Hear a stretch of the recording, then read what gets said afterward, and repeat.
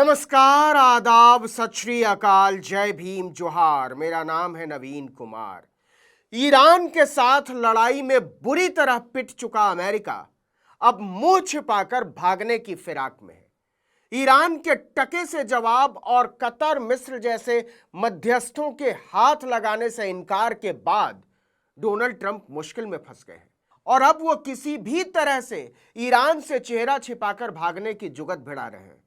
खासकर जब से ईरान ने कहा है कि वो 10 साल तक जंग लड़ने को तैयार है, तब से अमेरिका के हौसले पस्त हैं। और अब तो ईरान ने यहां तक बोल दिया है कि अमेरिका सचमुच में शांति चाहता है तो उसे हमारी शर्तें स्वीकार करनी होंगी। यह दुनिया में पहली बार हो रहा है जब कोई देश अमेरिका के सामने युद्ध खत्म करने के लिए शर्तें तय कर रहा है। ईरान और इजराइल के बीच बढ़ते टकराव ने वैश्विक राजनीति को हिला दिया है, लेकिन इस पूरे संकट के बीच सबसे ज्यादा बेचैनी जिस देश में दिखाई दे रही है वो है United states of America. Israel और ईरान से जंग के 13वें दिन ही अमेरिका की हिम्मत जवाब देने लगी है। झेप मिटाते हुए हेकड़ीबाज राष्ट्रपति डोनाल्ड ट्रंप ने कहा कि जंग में अमेरिका ईरान से जीत चुका है, लेकिन मिशन पूरा होने तक लड़ाई जारी रहेगी। उन्होंने केंटकी राज्य में एक रैली के दौरान डींगे हाँकते हुए कहा कि जंग के पहले ही घंटे में साफ हो गया था कि अमेरिका आगे है और अमेरिकी सेना ने ईरान की सैन्य ताकत को काफी कमजोर कर दिया है। दरअसल युद्ध में जान माल के भारी नुकसान, अरब देशों के बीच खत्म हुई विश्वसनीयता के साथ युद्ध के खर्चे पर आई रिपोर्ट ने ट्रंप की हेकड़ी गुम कर दी है। अमेरिकी रक्षा विभाग पेंटागन ने संसद को बताया कि ईरान जंग के शुरुआती 6 दिन में ही अमेरिका ने लगभग 11.3 अरब डॉलर यानी कोई 1 लाख करोड़ रुपए से ज्यादा खर्च कर चुका है। इनमें से करीब 5 अरब डॉलर यानी लगभग 45,000 करोड़ हथियार और गोला बारूद पर खर्च हुए हैं। इस हिसाब से अनुमान लगाया जाए तो अभी तक ईरान से जंग पर अमेरिका 2.5 लाख करोड़ रुपया से ज्यादा उड़ा चुका है। मतलब ईरान के साथ लड़ाई ने अमेरिका को बुरी तरह निचोड़ लिया है, इतनी बुरी तरह कि वो किसी भी तरह मैदान से मुंह दिखाकर भाग निकलना चाहता है। और इसकी वजह है ईरान अब अमेरिका को बेइज्जत कर रहा है, वो भी कायदे से। ईरान के राष्ट्रपति मसूद पजश्कियान ने कहा कि जंग खत्म करने के लिए अमेरिका को 3 शर्तें माननी पड़ेंगी। पहला, ईरान के कानूनी अधिकारों को मान्यता दी जाए। दूसरा, युद्ध के नुकसान की पूरी भरपाई की जाए। और तीसरा, भविष्य में हमला न होने की अंतर्राष्ट्रीय गारंटी मिले।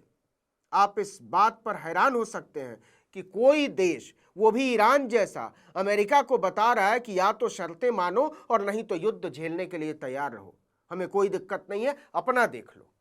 अभी तक अमेरिका ने इसका कोई जवाब नहीं दिया है, लेकिन उस पर युद्ध खत्म करने का अंतर्राष्ट्रीय दबाव बढ़ता चला जा रहा है, क्योंकि अगर यह जंग ऐसे ही चलती रही तो पूरी दुनिया में ऊर्जा संकट खड़ा हो सकता है और होने लगा है। दुनिया में कच्चे तेल की कीमत लगातार बढ़ रही है। अंतर्राष्ट्रीय बाजार में तेल की कीमत $101 प्रति बैरल से ऊपर पहुंच गई है। 24 घंटे के भीतर इसमें $10 का इजाफा हुआ है। एक दिन पहले कच्चे तेल की कीमत $92 प्रति बैरल थी। केवल 10 दिन के भीतर कच्चा तेल $62 प्रति बैरल मिल रहा था। यह बढ़ोतरी तब भी हो रही है जब इंटरनेशनल एनर्जी एजेंसी के 32 देशों ने बाजार में 40 करोड़ बैरल तेल जारी करने की योजना बनाई है, लेकिन इससे बाजार की चिंताएं कम नहीं हुई हैं। एक्सपर्ट्स का कहना है कि होर्मुज स्ट्रेट में जहाजों की आवाजाही प्रभावित होने की आशंका से बाजार में चिंता बढ़ी हुई है।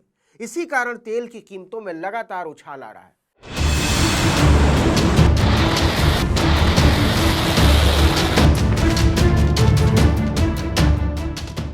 ईरान मध्य पूर्व की ऊर्जा राजनीति का अहम खिलाड़ी है। अगर युद्ध लंबा चलता है तो सबसे बड़ा असर तेल आपूर्ति पर ही पड़ेगा। लेकिन दुनिया में तेल संकट के बीच सबसे ज्यादा तेल निकला हुआ है खुद अमेरिका का। मध्य पूर्व में ईरान और इजराइल के बीच बढ़ते सैन्य टकराव ने अमेरिका को बेहद कठिन स्थिति में लाकर खड़ा कर दिया है। एक तरफ अमेरिका इजराइल का सबसे बड़ा सहयोगी है, वहीं दूसरी तरफ वो इस संघर्ष को लंबे युद्ध में बदलते नहीं देखना चाहता। इसी वजह से वॉशिंगटन लगातार तनाव कम करने और युद्ध को जल्दी खत्म करने की कोशिश कर रहा है। लेकिन इस पूरे संकट ने अमेरिकी राजनीति में भी हलचल मचा दी है। डोनाल्ड ट्रंप अलग अलग कारणों से भारी दबाव में दिखाई दे रहे हैं। अब यह बात खुल गई है कि ट्रंप ने युद्ध शुरू तो कर दिया था, लेकिन इसे रोकना कहां है और इसका अंजाम क्या हो सकता है, इसके बारे में कभी कुछ नहीं सोचा। अब अमेरिका को डर सता रहा है कि यह टकराव क्षेत्रीय युद्ध में तब्दील हो सकता है। ईरान के सहयोगी माने जाने वाले कई संगठन और समूह हैं, जैसे लेबनान में हिजबुल्ला, गजा में हमास और यमन में हूती। अभी तक इनमें से कोई भी संगठन उस तरह से खुलकर ईरान के समर्थन में सामने नहीं आया है। लेकिन अगर ये सारे के सारे एक साथ सक्रिय हो जाते हैं तो अमेरिका को कई नए मोर्चे और खोलने पड़ेंगे। वो पहले ही कतर, जॉर्डन, सऊदी अरब और दुबई, बहरीन में ईरान के आक्रमणों से परेशान है। वाशिंगटन की रणनीतिक चिंता यह भी है कि उसकी सेना पहले से ही कई बड़े वैश्विक तनाव में उलझी हुई है, जैसे यूक्रेन में रूस के खिलाफ युद्ध, ताइवान को लेकर चीन के साथ बढ़ता तनाव और इंडो पैसिफिक में बढ़ती सैन्य तैनाती। ऐसे में मध्य पूर्व में एक और बड़ा युद्ध अमेरिका की सैन्य और आर्थिक क्षमता पर भारी दबाव डाल सकता है। कई मोर्चों पर फंसा हुआ अमेरिका अभी एक और बड़े और लंबे युद्ध से बचना चाहता है। खुद अमेरिका के विश्लेषक बोल रहे हैं कि ईरान के साथ उलझना ट्रंप की मूर्खता के अलावा कुछ नहीं था। कहने का मतलब यह है कि डोनाल्ड ट्रंप की ईरान नीति अमेरिका के लिए नासूर बन चुकी है। ट्रंप के कार्यकाल में ही ईरान के साथ किया गया joint comprehensive plan of action नाम का परमाणु समझौता खत्म कर दिया गया। कई विश्लेषकों का कहना है कि इस समझौते से पीछे हटने के बाद ही ईरान अमेरिका संबंध तेजी से बिगड़े। खुद रिपब्लिकन पार्टी के भीतर भी ट्रंप की स्थिति लगातार कमजोर होती जा रही है। पार्टी के कुछ नेता मानते हैं कि ट्रंप की आक्रामक विदेश नीति ने मध्य पूर्व को और अस्थिर किया है और अमेरिका को इसका भारी नुकसान उठाना पड़ा है। अगर ईरान के साथ युद्ध लंबा चलता है तो अमेरिका पर यह आरोप लग सकता है कि वो फिर से मध्य पूर्व को युद्ध में झोंक रहा है, जैसा कि इराक, लीबिया और अफगानिस्तान में वो कर चुका है। इन युद्धों ने पहले ही अमेरिका की वैश्विक छवि को बहुत नुकसान पहुंचाया था। इनमें से किसी भी युद्ध के पीछे बताए गए कारणों को अमेरिका कभी सिद्ध नहीं कर सका। इसी कारण अमेरिका चाहता है कि यह संघर्ष जल्दी से जल्दी खत्म हो, लेकिन ईरान कह रहा है कि इसकी शर्तें हम तय करेंगे। इस वीडियो में इतना ही, लेकिन अगर आपने आर्टिकल 19 इंडिया को अब तक सब्सक्राइब नहीं किया तो फौरन कर दीजिए, बेल आइकॉन दबाइए, घंटी जैसी आकृति, लाइक कीजिए और कमेंट करके बताइए हमारा वीडियो आपको कैसा लगा। हमारा ट्विटर हैंडल है article19_India और मेरा ट्विटर हैंडल है नवीन जर्नलिस्ट। नमस्कार।